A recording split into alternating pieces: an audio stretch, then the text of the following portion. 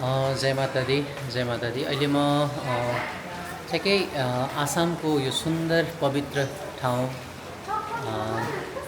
कामाख्या माताको मन्दिरमा छु र आज दिनभरिको यात्रा भयो। विशेष अचानक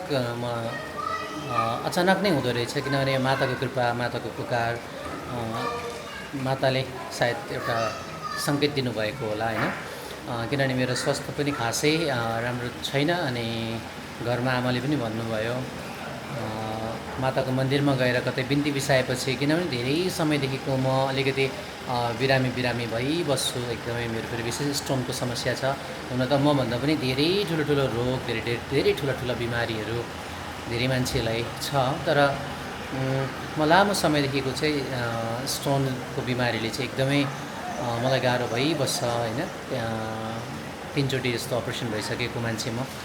अनि अब एउटा पुकार आमासँग जहिले पनि म अब भजनमा पुराणमा गाउने गर्छु होइन। सन्तान हुँ म माता तिम्रो काखको, नछोड्न हे मेरो हात तिमीले समाको, करुणा की देवी तिमी ममता की खानी, सन्तानलाई माया दिने दुर्गे माता रानी। र आज म कामाख्या माताको शरणमा आएको छु, सन्तानलाई माया दिने कामाख्या माता रानी। उहाँसँग प्रार्थना कि मेरो मात्र नभएर हामी सबै हजुरकै सन्तान हो र सबैको जीवनको दुःख कष्ट हरण गरिदिनु होला र कृपा आशीर्वाद प्रदान गर्नुहोला भन्ने आमासँग प्रार्थना गर्दै म अचानक यहाँ दर्शन गर्न आएको छु र भोलि एकदमै आमाको दर्शन गरेर आशीर्वाद लिएर फर्किने एउटा विश्वास लिएर आएको छु। किनभने घरको आमालाई रोएको म देख्नै सक्दिनँ होइन, बाबालाई, आमालाई।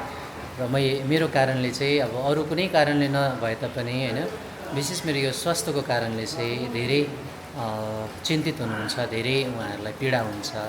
अनि म पनि आमासँग, कामाख्या मातासँग यही नै प्रार्थना गर्छु, आमा कृपा गर्नुहोला भन्ने प्रार्थना। जय माता दी।